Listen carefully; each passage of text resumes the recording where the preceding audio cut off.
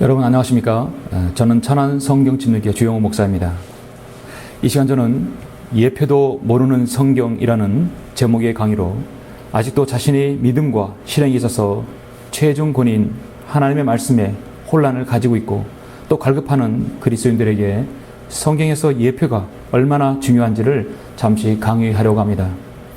이 강의를 통하여 성경은 하나님 말씀이며 그 말씀은 하나도 잊혀지지 않고 그대로 실현된다는 사실을 아시는 계기가 되었으면 합니다.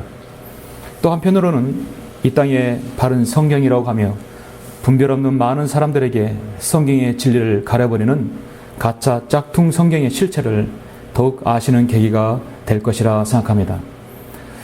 여러분은 성경을 공부하면서 이런 말을 들어보셨을 것입니다. 신약 성경은 구약 성경 속에 내포되어 있고 구약 성경은 신약 성경 속에서 펼쳐진다고 합니다. 이것은 구약 성경에 나타나 있는 많은 감추어진 것들이 신약에서 밝히 드러나기 때문입니다. 예를 들어서 히브리서 없이는 레위기를 알 수 없죠. 요한계시록이 없이는 다니엘을 알 수 없습니다. 복음서의 설명이 없이 유월절이나 이사야 53장을 이해하기라는 여간 어렵지 않는 것입니다. 유대인들은 출애굽을 기념하여 유월절 어린 양을 먹었지만 요한복음과 히브리서를 통해서 그 어린 양은 바로 예수 그리스도를 가리킨다는 것을 알 수 있습니다. 그래서 구약에서는 수많은 모형들이 나오는데 그 모형들은 신약에서 나타나는 원형들로서 설명됩니다. 우리 주 예수 그리스도께서도 마태복음 13장에서 말씀하십니다. 그러므로 천국에 관한 교훈을 받는 모든 서기관들은 마치 자기 보물 창고에서 새 것들과 옛 것들을 꺼내오는 집주인과 같으니라 말씀합니다. 구약, 즉 옛 것들과 신약, 즉 새 것들이 비교를 해 주신 것입니다.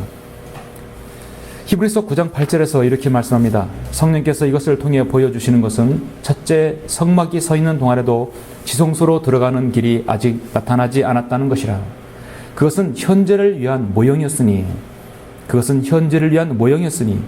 그에 따라 예물들과 희생제물들을 드려도 양심에 관해서는 섬긴 자를 온전케 할 수 없었도다. 이 예배는 오직 먹는 것과 마시는 것, 여러 가지 씻는 것과 육신의 율례들에 근거한 곳으로 이것들은 개혁의 때까지만 부과한 것이로다.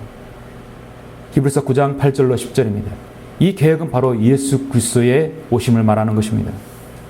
자, 이와 같이 모형이라는 것은 어떤 객체 또는 개념에 대한 구조나 작업을 보여주기 위한 패턴, 계획 또는 설명입니다. 어떤 작품을 만들기 전에 미리 만든 본보기나 또 완성된 작품을 줄여서 만든 본보기라 할 수 있습니다. 이것을 일명 예표로 말할 수 있습니다. 그렇다면 원형은 모형에 대한 본용으로서 신약 성경의 사건이 구약 성경에 예시되어 있는 것을 실체로 말하는 것입니다. 그러므로 구약 성경의 모형론, 즉 예표는 자세히 알지 못하는 설교자나 성경 교사는 신구약의 교리들을 설교하는데 많은 어려움을 느끼게 됩니다. 사도 바울은 고린도전서 10장 11절에서 예표, 즉 모형에 대해서 잘 설명해 주고 있습니다. 이제 그들에게 일어난 이 모든 일이 본보기가 되고 또 세상의 끝날들을 당한 우리에게 훈계로 기록되느니라 말씀합니다. 바울은 앞에 구절들에서 이스라엘의 자손이 이태의 노예 생활에서 벗어나고 약속의 땅에 들어가는 동안에 일어났던 일들을 설명하고 있습니다. 구약성경은 이스라엘의 역사를 기록한 것이죠. 그러나 역사 속에서 이스라엘에게 일어난 이 사건들은 더 깊은 의미가 숨겨져 있습니다. 그것들은 신약 성경에 나타난 구원 계획에 관한 모형들인 것입니다. 신화적이거나 윤리적인 것이 아닌 실제로 이스라엘에게 일어났던 일들이 신약 성도의 훈육을 위해서 기록된 것입니다. 그렇다면 구약에서 찾아볼 수 있는 예표나 모형은 어떤 것이 있겠습니까? 여러분은 생각나시는 것이 없습니까? 사실 구약 성경에는 많은 부분들이 예수 그리스도에 대한 예표들로 가득 차 있습니다. 멜기세덱이 아브라함에게 빵과 포도주를 제공한 것은 예수 그리스도께서 자신의 살과 피를 주신 것의 모형입니다. 아담과 이브가 에덴에서 쫓겨날 때 하나님께서 그들에게 주신 가죽옷도 예수 그리스도의 대속적 죽음에 대한 모형이죠. 모세의 성막의 각종 기명들도 하나같이 예수 그리스도와 그분의 사역에 대한 모형이 되는 것입니다. 모세가 광야에서 노뱀을 들어올려 백성들이 그것을 보고 치유되었던 것도 십자가에 달리신 예수 그리스도를 믿으면 구원을 받는다는 것에 대한 예표인 것입니다. 또 요나가 사흘 낮과 사흘 밤을 고래 뱃속에 있었던 것은 예수 그리스도께서 같은 시간 동안 죽으셨다가 부활하신 사건에 대한 강력한 예표인 것입니다. 이처럼 모든 모형들은 실제적인 사건들 가운데 앞으로 이루어질 어떤 특별한 인물이나 사건들을 가리키고 있는 것입니다. 구약의 사건들은 장차 앞으로 일어날 어떤 인물이나 사건을 미리 보여준다는 의미에서 예언들과도 연결되는 것입니다. 하지만 모형이 예언과 구별되는 것은 예언들은 성취되기 전에 앞으로 나타날 분명한 사건들을 구체적으로 믿을 수 있다는 것임에 반해 모형들은 그것의 원형이 성취되거나 적어도 구체적으로 그 원형이 언급되기 전까지는 그것이 모형인지는 알 수 없다는 것입니다. 예를 들어서 모세가 광야에서 노뱀을 들어 올린 것이 예수 그리스도께서 십자가에 달리신 것에 대한 모형이 분명하지만 그것은 예수님께서 요한복음 3장에서 니고데모에게 그 사실을 알려주기 전까지는 그것이 그것의 모형인지 어느 누구도 알 수 없었던 것입니다. 요나가 고래 뱃속에서 사흘 밤 사흘 낮을 죽어있다 살아난 것도 예수님에 의해 밝혀지기 전까지는 그것이 결코 모형인지 알 수 없었다는 것입니다. 그러나 예표나 모형은 미래에 있을 어떤 인물이나 사건, 의식 등에 대해 미리 보여주기 위해 제시되는 어떤 인물이나 사건, 의식 등이 될 수 있습니다. 성경의 예표, 즉 모형이 실체, 즉 원형과 마주치게 되면 그것은 어디까지나 그림자일 뿐입니다. 그것은 촛불이 태양빛을 만나게 되면 아무 힘도 없어지는 것과 같습니다. 예수 그리스도의 피에 복음을 받는 우리에게 율법은 그림자인 것입니다. 그것은 우리의 죄를 깨닫게 하는 것이요 또 우리를 그리스도께 인도하는 선생인 것입니다. 우리는 율법의 행위로는 의롭게 될 수도 용서받을 수도 또 구원받을 수도 없습니다. 우리가 그렇게 되기 위해서는 오직 십자가의 피를 예수 그리스도의 피를 의지해야만 할 뿐인 것이죠. 여러분들은 성경에서 모형론을 공부하실 때 꼭 잊지 말아야 할 중요한 사실은 많은 예표와 모형들이 예수 그리스도의 초림과 재림에 혼용되어 맞춰진다는 것입니다. 오늘날 예수 그리스도의 재림을 기다리지 않는 무천년주의자들은 그에게 모든 예언들이 이미 십자가에서 성취되었다고 믿는 것처럼 모형들도 이미 다 성취되어 버린 것으로 취급하는 경향이 있습니다. 그러나 실제 성경을 공부하면 구약의 모든 모형과 예표는 재림에 맞춰져 있다는 사실을 아실 것입니다. 오늘 저는 창세기 본문을 통하여서 아브라함이 이삭을 바치는 장인 창세기 22장을 통하여 성경의 위대한 예표 중 하나를 여러분에게 설명해 드리고자 합니다. 그것은 바로 예수 그리스도의 희생적 죽으심과 부활에 대한 모형인 것입니다. 이 강의를 통하여 변개되지 않는 받은 하나님의 말씀이 얼마나 중요한지를 아실 것입니다. 본문 창세기 22장을 다 같이 보시겠습니다. 창세기에서는 성경에서 너무도 중요한 인물들이 많이 나오는 부분이죠. 하나님의 모형인 아브라함이 나오고 교회 즉 그리스도의 신부의 모형인 리브카가 나오고 성령님의 강력한 모형인 엘리에셀이 나옵니다. 이 시간 우리는 함께 보는 창세기 22장에서 예수 그리스도의 모형인 이삭을 보고 있는 것입니다. 창세기 22장 1절 2절을 다 같이 보시겠습니다. 이 일들 후에 하나님께서 아브라함을 시험하시며 그에게 말씀하시기를 아브라함아 하시니 그가 말하기를 보소서 내가 여기 있나이다 하더라. 하나님께서 말씀하시기를 내 아들 곧 내가 사랑하는 내 독자 이삭을 이제 데리고 모리아 땅으로 가서 산들 중에서 내가 내게 알려줄 한 산에서 그를 번제로 드리라 하시더라. 모든 그리스도인에게는 자신이 믿고 있는 신앙에 대해서 그리고 그 믿음에 대해서 시험이 올 때가 있습니다. 그런 시험에서 통과하는 사람은 참으로 복된 사람입니다. 본문은 구약성경, 성경 전체에서 하나님을 믿는 믿음에 대한 첫 번째 시험입니다. 시험은 일종의 테스트입니다. 물론 이미 아담과 이브는 창세기 3장에서 하나님의 명령에 순종하는지 사탄을 통해서 테스트를 받았지만 결국 죄를 지었죠. 온 인류에게 죄가 임했고 모든 사람은 죽게 된 것입니다. 창세기 22장은 그와 다르게 하나님께서 약속하시고 그 약속을 믿는가에 대한 일종의 아브라함의 믿음에 대한 시험인 것입니다. 아브라함과 하나님과의 관계는 본격적으로 창세기 12장에서 시작합니다. 창세기 12장 1절로 4절을 보시면 주께서 아브라함에게 말씀하셨는데 너는 내 고향과 내 친족과 내 아비의 집을 떠나 내가 내게 보여줄 땅으로 가라. 내가 너로 큰 민족을 이루게 할 것이며 내게 복을 주고 내 이름을 위리하게 하리니 너는 복이 되리라. 너를 축복하는 자들에게 내가 복을 주고 너를 저주하는 자를 저주하리라. 내 안에서 땅의 모든 족속들이 복을 받을 것이라 하셨더라. 그러므로 아브라함이 주께서 자기에게 말씀하셨던 대로 떠났으며 또 롯이 그와 함께 갔으니 아브라함이 하란을 떠날 때 75세였더라. 그리고 창세기 15장에서도 아브라함은 하나님의 그 언약이 정녕 확실한지를 알기를 원했습니다. 15장 2절 6절 보시면 아브라함이 말씀드리기를 나는 자식이 없사오며 내 집의 청지기가 다마스커스의 엘리에셀이오니 주 하나님이 나에게 무엇을 주시려나이까 하고 아브라함이 말씀드리기를 보소서 주께서 내게 씨를 주시지 않았으니 보소서 내 집에서 태어난 자가 내 상속자가 될 것이니이다 하니 그를 밖으로 데리고 나가 말씀하시기를 이제 하늘을 쳐다보고 별들을 셀 수 있다면 그 별들을 세어 보아라. 또 그에게 말씀하시기를 너의 씨가 이와 같으리라 하시더라. 아브라함이 주를 믿으니 주께서 그것을 그에게 의로 여기셨더라 말씀합니다. 창세기 17장에서도 하나님께서 다시 그 언약을 확증하십니다.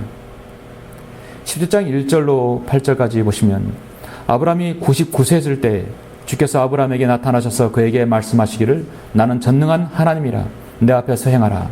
그리고 너는 완전하라.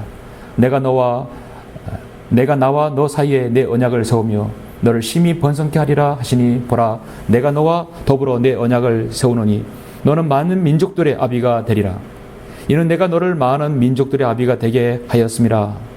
내가 너와 내 뒤에 올 내 씨에게 내가 태국인으로 있는 땅 즉 가나안의 모든 땅을 주어 영원한 소유가 되게 하며 나는 그들의 하나님이 되리라 하시니라 말씀하셨습니다. 정말 하나님께서는 자신이 말씀하셨던 대로 창세기 21장을 보시면 아브라함의 아내를 통하여 약속의 자녀인 이삭을 주셨습니다. 주께서 자신이 말씀하셨던 대로 사라를 찾아오셨으며 또 주께서 자신이 말씀하셨던 대로 사라에게 행하셨으므로 사라가 임신하여 늙은 나이에 아브라함에게 아들을 낳으니 이는 하나님께서 그에게 말씀하신 정하신 때라. 아브라함이 그에게 태어난 즉 사라가 그에게 낳아준 아들의 이름을 이삭이라 불렀더라 말씀하였습니다. 하나님께서는 아브라함에게 언약으로 말씀하신 것들이 실현되는 순간이었습니다. 모든 것은 탄탄대로였습니다. 그런데 오늘 본문에서 하나님께서는 돌연 22장에서 아브라함에게 전혀 예상치 못했던 명령이 떨어집니다. 아브라함아 보소서 내가 여기 있나이다. 하나님께서 말씀하시기를 내 아들 곧 내가 사랑하는 내 독자 이삭을 데리고 모리아 땅으로 가서 산들 중에서 내가 내게 알려줄 한 산에서 그를 번제로 드리라. 하나님께서 명령하십니다. 하나님께서는 자신의 사람들에게 때론 부당하다고 생각하거나 전혀 예상하지 못했던 일들을 시키실 때가 있습니다. 그 이유는 그 사람이 얼마나 하나님을 신뢰하는지 그 믿음을 테스트하기 위함입니다. 사탄은 그와 반대로 하나님의 사람들이 가지고 있는 그 믿음을 파괴하는 목적이 있지요. 야고보서 1장 13절에서 누구든지 시험을 받을 때 나는 하나님께 시험을 받는다고 말하지 말지니 하나님께서는 악으로 시험을 당하지도 아니하시고 또 그분 자신이 아무도 시험하지 않으시기 때문이라 말씀합니다. 하나님께서는 아브라함에게처럼 창세기 12장에서부터 지속적으로 그의 후손에 대한 번영과 번성을 약속하셨습니다. 그 언약에 관해 아브라함의 흔들림 없는 믿음을 하나님께서 확인하고자 하셨던 것입니다. 자, 생각해 보십시오. 하나님께서는 아브라함이 그토록 후손을 번성케 하신다고 약속하시고 오늘 돌연 22장에서 뒤늦게 얻은 유일한 아들인 이 사랑하는 이삭을 번제물로 바치라고 하십니다. 하나님께서는 그리스도인 자신이 사랑하고 있는 것으로 시험하신다는 것입니다. 하나님께서는 주어진 환경에서 가능한 시험을 하십니다. 참으로 의미심장한 말씀이죠. 계속해서 본문 3절부터 8절 보시겠습니다. 아브라함이 아침에 일찍 일어나서 그의 나귀의 안장을 지우고 그와 함께 있는 청년들 중 2명과 그의 아들 이삭을 데리고 번제에 쓸 나무를 쪼개 가지고 일어나서 하나님께서 자기에게 일러주신 곳으로 갔더라. 3일째 되던 날 아브라함이 눈을 들어 멀리 있는 그곳을 보고 아브라함이 그의 청년들에게 말하기를 너희는 나귀와 함께 여기에서 머물라. 나와 아이는 저기로 가서 경배드리고 다시 너희에게로 돌아오리라 하고 아브라함이 번제에 쓸 나무를 들어서 그의 아들 이삭에게 지우고 그는 자기 손에 불과 칼을 들고 두 사람이 함께 가더라. 이삭이 그의 아비 아브라함에게 구하여 말하기를 나의 아버지여 하니 그가 말하기를 내 아들아 내가 여기 있노라 하니 그가 말하기를 불과 나무를 보소서 그런데 번제에 쓸 어린 양은 어디 있나이까 하자. 아브라함이 말하기를 내 아들아 하나님께서 자신을 번제에 쓸 어린 양으로 마련하실 것이라 하고 두 사람이 함께 가더라 말씀합니다. 8절만 다시 보시겠습니다. 아브라함이 말하기를 내 아들아 하나님께서 자신을 번제에 쓸 어린 양으로 마련하실 것이라. 참으로 아브라함은 믿음의 사람이라는 것을 보여주고 있습니다. 여러분, 참된 순종이 무엇입니까? 참된 순종은 이유를 묻지 않는 순종입니다. 아브라함은 하나님의 명령에 왜라는 이유를 묻지 않았습니다. 참된 순종은 인간적인 의논이나 상의가 없습니다. 아브라함은 아내와 의논하지 않았습니다. 그 늙은 나이에 독자를 낳은 어머니 사라가 이 사실을 알았다면 어떻게 했을까요? 그러면 사라에게도 또한 시험이 오겠죠. 믿음의 시험은 아브라함에게 있었습니다. 그는 결코 사라와 의논하지 않았습니다. 사라는 아마도 오늘 산으로 번제를 드리러 가는구나 생각했을 것입니다. 일단 문맥을 이해하기 위해서 9절부터 14절까지 마저 보시겠습니다. 그들이 하나님께서 그에게 말씀하신 그곳에 와서 아브라함은 그곳에서 제단을 쌓고 나무를 가지런히 놓고 그의 아들 이삭을 묶어서 제단 나무 위에 올려놓고 아브라함이 그의 손을 내밀어 칼을 잡고 그의 아들을 죽이려 하는데 주의 천사가 하늘에서 그를 불러 말하기를 아브라함아 아브라함아 하니 그가 말하기를 내가 여기 있나이다 하더라. 그가 말하기를 내 손을 아이에게 대지 말고 아무 일도 그에게 하지 말라. 내가 내 아들 내 독자라도 내게 아끼지 아니하였으니 나는 이제 내가 하나님을 두려워하는 줄을 아노라 하더라. 아브라함이 눈을 들어 살펴보았더니 보라 뿔이 숯불에 걸린 순양 한 마리가 그 뒤에 있는지라. 아브라함이 가서 순양을 잡아와서 그의 아들 대신에 번제로 드렸더라. 아브라함이 그곳의 이름을 여호와 이레라 불렀더니 오늘날까지도 말하여지기를 주의 산에서 그것이 보여지리라 하더라. 아멘. 참으로 귀한 말씀이죠. 자, 하나님께서는 아브라함에게 없는 아들을 당장 만들어서 바치라고 하지 않았습니다. 이미 100살에 난 사랑하는 아들 독자가 있습니다. 번제를 모르는 아브라함이 아닙니다. 칼로 죽여서 각을 뜨고 모든 것을 태우는 것입니다. 아브라함은 그것을 알았습니다. 그에게는 칼이 있고 또 불이 있으며 제단도 준비되었습니다. 아브라함이 이제 하나님의 명령을 실행하는 것만 남았습니다. 여러분, 하나님의 시험은 하나님의 뜻과 계획이 있습니다. 구약에서는 넘쳐난 예표요 무형이었던 곳입니다. 이제 아브라함은 하나님의 명령에 따라 아들 이삭을 제단에 올려놓고 칼을 잡고 죽이려 합니다. 그때 주의 천사가 다급하게 아브라함을 가로막습니다. 하나님께서는 아브라함이 정말로 하나님의 뜻에 따라 아들 이삭을 죽이려는 것을 아셨던 것입니다. 히브리서는 아브라함의 믿음에 대해서 다음과 같이 기록합니다. 믿음으로 아브라함은 시험을 받을 때 이삭을 제물로 드렸으니 그 약속을 받은 자가 그의 독생자를 드린 것이라. 독생자를 드린 것이라. 그에 관하여 말씀하시기를 내 씨라 불릴 자는 이삭에게서 난 자라 하셨으니 그는 하나님께서 죽은 자들로부터 그를 살리실 수 있으리라고 생각하였습니다. 이로써 그는 모형으로 그를 죽은 자 가운데서 다시 받은 것이니라 말씀합니다. 아브라함이 그의 독생자 이삭을 제물로 드린 것은 설령 아들 이삭이 죽어서 번제로 드려진다 해도 하나님의 약속과 언약에 따라 그를 반드시 살리실 수 있으려는 믿음이 있었기 때문입니다. 이는 명백히 이삭은 예수 그리스도의 모형임을 입증되는 사건인 것입니다. 창조주이시오 하나님의 어린 양이시며 하나님의 독생자이신 아들 예수 그리스도께서는 친히 우리의 모든 죄를 용서하시기 위해서 갈보리 십자가에서 보혈을 흘려 죽으시고 부활하셨습니다. 이 사실을 믿는 사람에게만 하나님께서는 구원을 주시는 것입니다. 결국 아브라함은 하나님의 명령에 순종하였고 그의 믿음의 시험을 통과하였습니다. 여러분, 오늘 여러분들은 바른 하나님의 말씀인 한글 킹제임스 성경을 이렇게 보시면서 아브라함의 믿음과 또 그의 시험, 그리고 주 예수 그리스도의 위대한 예표이며 모형인 이삭을 보는 것은 그리 어렵지 않습니다. 그런데 오늘날 한국 교인들이 보는 개혁성경과 개혁개정판, 그리고 개혁성경과 한글 킹제임스 성경을 도용한 짝퉁판 한글로 된 킹제임스 성경이라고 하는 킹제임스 흠정역에서는 예수 그리스도의 예표를 알리는 이 창세기 22장 8절의 진리를 철저히 가려버렸다는 사실입니다. 개혁성경 개혁개정판은 그렇다 치고 아직까지 어떤 성경이 한글로 기록된 바른 성경이지 갈피를 못 잡는 사람은 이 구절에 한번 집중해 주시길 바랍니다. 아들 이삭이 창세기 22장 7절에서 묻습니다. 나의 아버지여. 하니 그가 말하기를 내 아들아 내가 여기 있노라. 하니 그가 말하기를 불과 나무를 보소서. 그런데 번제에 쓸 어린 양은 어디 있나이까? 여기서 8절의 아브라함의 대답은 장차 약 1900년 이후에 이루어질 예수 그리스도의 위대한 구속사역에 대한 예표의 구절이 되는 것입니다. 8절을 보시면 아브라함이 말하기를 내 아들아 하나님께서 자신을 번제에 쓸 어린 양으로 마련하실 것이라 하고 두 사람이 함께 가더라 말씀합니다. 8절은 성경에서 세 번째로 어린 양을 언급하는 곳입니다. 성경에서 첫 번째로 언급한 곳은 창세기에서 두 명의 벌거벗은 죄인들을 덮어주었던 사건이죠. 창세기 3장 21절에 나오죠. 두 번째는 우리가 볼 수 있는 어린 양은 죄를 위한 피의 속죄물로서 등장하고 있습니다. 창세기 4장 4절에서 말씀입니다. 그리고 이곳에서 하나님께서 자신이 어린 양이 될 것이라고 말씀하고 있습니다. 문제는 바로 여기에 있습니다.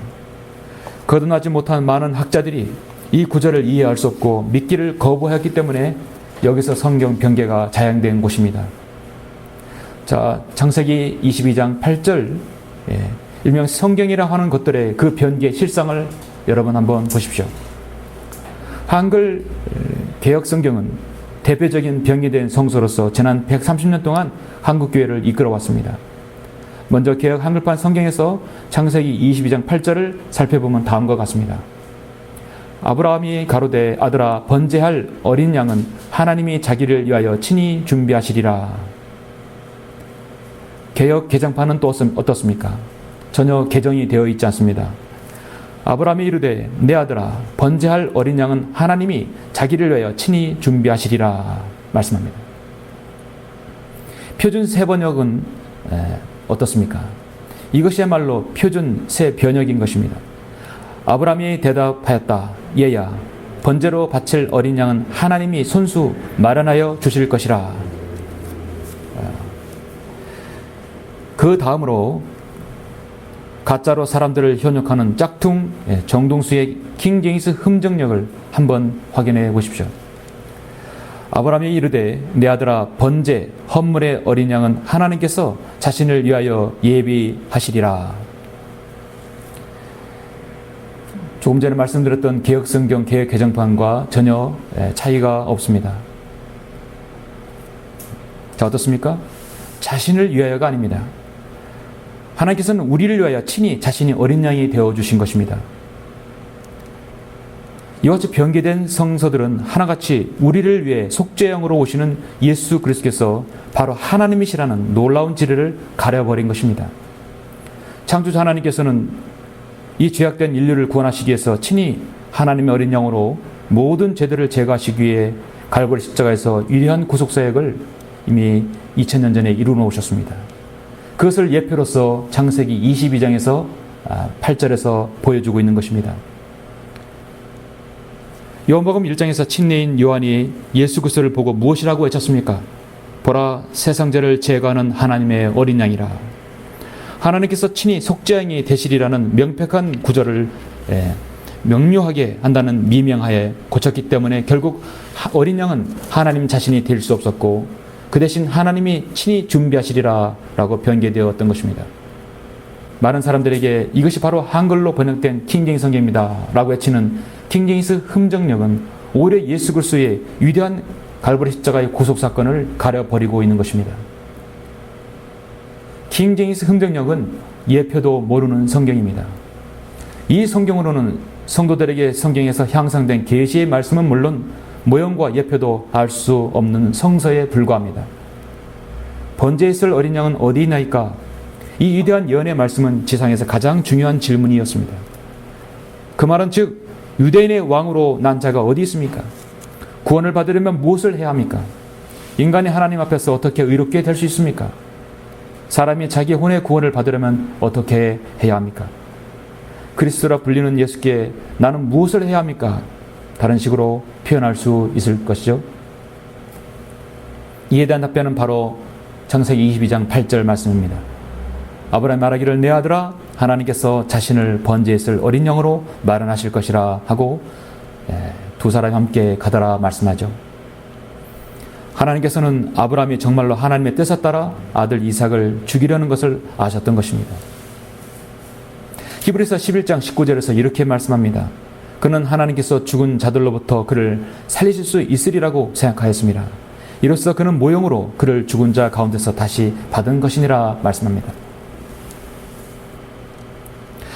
제가 강조했듯이 아브라함이 그의 독생자 이삭을 제물로 드린 것은 설령 아들 이삭이 죽어서 번제로 드린다 하여도 하나님의 약속과 언약에 따라 그를 다시 살리실 수 있으라는 믿음이 있었기 때문입니다. 이는 명백히 이삭은 예수 그리스도의 모형이며 예표인 사건인 것입니다. 창조주이시고 하나님 어린 양이시며 하나님의 독생자이신 예수 그리스도께서는 친히 저와 여러분의 모든 죄를 용서해 주시기 위해서 갈보리 십자가에서 보혈을 흘려 죽으시고 부활하셨죠. 여러분 그 사실을 다 믿으십니까? 하나님께서는 참으로 그 이름 그대로 여호와 이레 하나님이십니다. 하나님께서는 인간에게 있어서 그 어떤 일이든 앞서서 보시는 분이십니다. 앞으로 어떤 일이 일어날 것인지 미리 아시는 분이십니다. 그래서 전지전능하신 분이십니다. 그리고 거기에 대한 대책을 강구하시는 분이십니다. 놀랍지 않으십니까?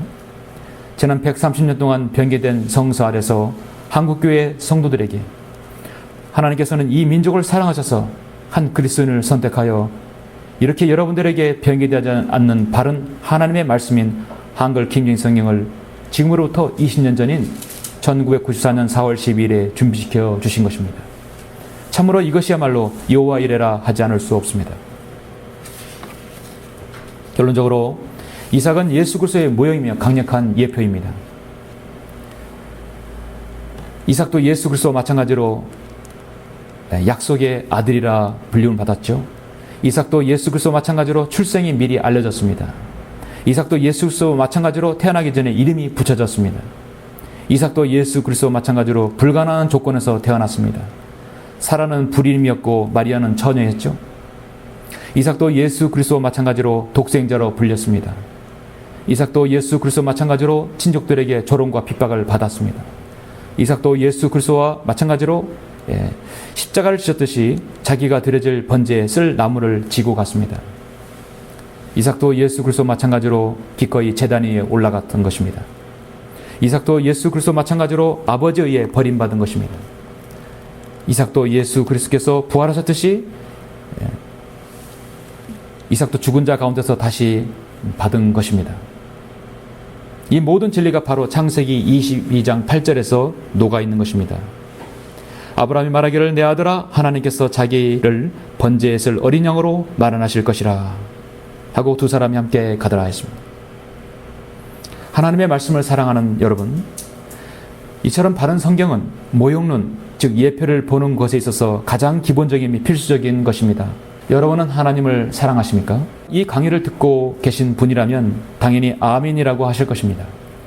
오늘날 한국의 그리스도인들 중에서도 참으로 많은 사람들이 자신은 진실로 하나님을 사랑한다고 말하고 있습니다. 그러나 말로만 사랑한다고 하는 것과 마음으로부터 진정으로 사랑하는 것은 분명히 차이가 있습니다.